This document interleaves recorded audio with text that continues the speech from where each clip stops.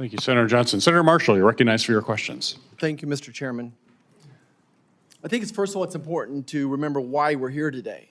We're here today because we don't want to have another pandemic like this. I think it's important that we recognize that 1 million Americans have lost a loved one, and they're still looking for closure. We have 15 million Americans with long COVID. And perhaps if we knew the origin of COVID and the development, maybe that would give us a clue how to treat us. I want to start with Dr. Quay and go back to the Diffuse grant for just a second. This is a grant by EcoHealth and Peter Daszak. Recall that Peter Daszak is David Moran's BFF. And that grant was denied, but yet it lays out a framework for the development of COVID-19. And you went through 6 or 7 several reasons that are absolutely consistent, that they said they would do X and they did X. And what are the chances of all those things ending up in a COVID virus? Yeah, well, again, just as a reminder, so they said they were going to go to a particular spot in southern China to get a virus. They were going to make sure that it had diversity from SARS-1 of about 25%. They were going to put it into humanized mice to enhance its ability to recognize the receptor binding domain. They're going to put furin cleavage site in a very particular spot. You know, out of 13,000 letters in the spike protein, they said in the grant they were going to put it at a spot called the S1, S2 junction. They said, and so all of those were found in SARS-CoV-2. Its nearest neighbor is from the same area. It has a 99% binding affinity for the human receptor. SARS-1 jumped into humans. It only had 15% of the epidemic changes it needed to become epidemic. What do you think the chances of all 6 or 7? I've quantified it because I like statistics, and it's 1 in 1.2 billion. So a 1 in a billion chance all that comes to fruition. There were some comments on that grant in the margin. So Dr. Barrick, North Carolina, developed the technology for the protein spike. He taught Dr. Shi. He gave them humanized mice. Again, this was all funded with USAID grant money as well. What were some of the comments in the margin you think that are significant? Well, this is important because the folks told DARPA, we're going to do this research in North Carolina under very high safety conditions in the grant. That's what they wrote. The marginal comments in drafts that were only obtained through FOIAs said a different thing. Daszak said, hey, we're gonna shift this over to Wuhan because it'll be cheaper, faster, we'll get a lot more done that way. Barrick says, boy, if US scientists knew this was going on, they would think this is crazy.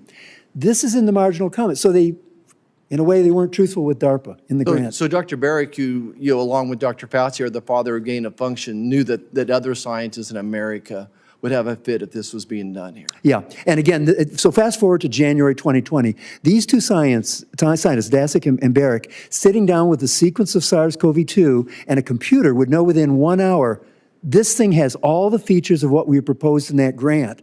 And the fact they either didn't tell anybody or the people they told didn't do anything about it meant that that human-to-human transmission was we were not aware of that, and asymptomatic transmission we were not aware of. This is the first new respiratory virus that's asymptomatic. Great. Let's come back. I'm going to use that.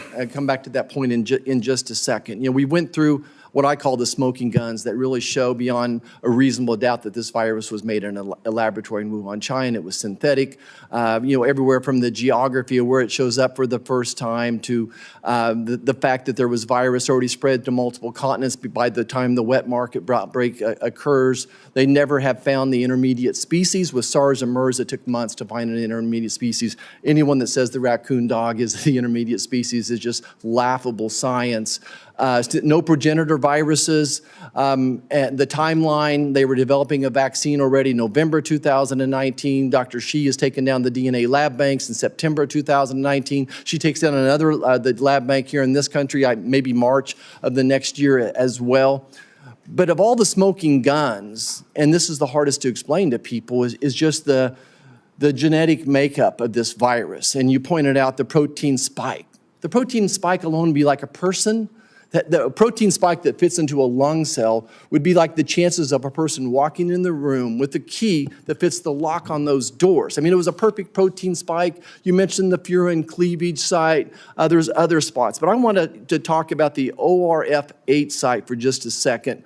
Dr. Quay, what's the significance of this ORF8 site? So ORF8 is a protein that's down near the right-hand side of the virus. It is not in the final virus. It is secreted into the bloodstream, and it does two things.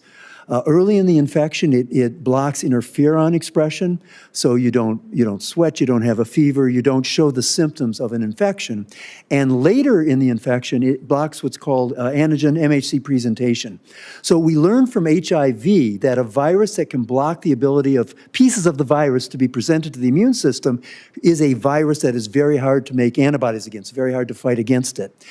Two master's theses during 2015 that have only been published in Chinese, no papers came from it at the Wuhan Institute of Virology, created a synthetic cloning system for ORF8. Right. So gain-of-function research around things that make viruses asymptomatic and things that make them not be able to make antibodies to are beyond the pale of what Dr. Ebright has said in terms of the civilian use. If I could, Dr. Quay, no civilian use. So really, this ORF8 is a synthetic link sequence, never found in nature, and they place it in here.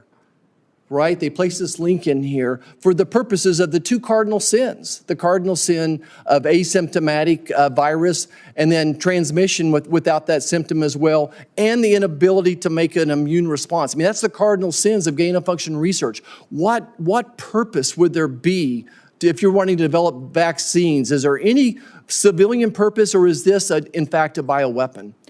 I can't say it's a bioweapon because that's in the mind of the person that made it, but it is highly unusual, highly synthetic. They were doing synthetic biology around it, and its two functions are quite remarkable with respect to what kind of research you would do in the civilian world. Dr. Ebert, is there a possibility that it could have been a dual purpose, that it could have been used as a bioweapon? So the original SARS virus, SARS-CoV-1, is a Tier 1 select agent in the United States. So it is in the group of pathogens and biological toxins that our federal government has identified as having high potential for use as a bioweapon in biowarfare, bioterrorism, or biocrime.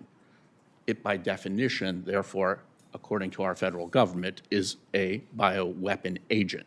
It is not a bioweapon, but it is an agent that potentially could be used. Is there any good reason to put this in the virus if you're developing a vaccine?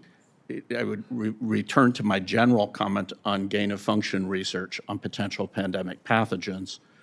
That research has no civilian practical application.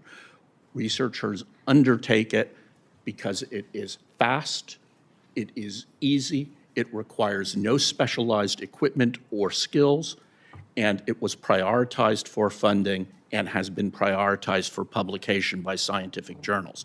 These are major incentives to researchers worldwide, in China and in the US. The researchers undertake this research because it's easy, they get the money, and they can get the papers.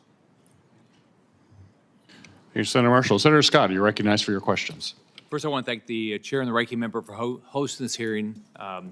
We did this a lot. I think there's a lot that we still need to learn.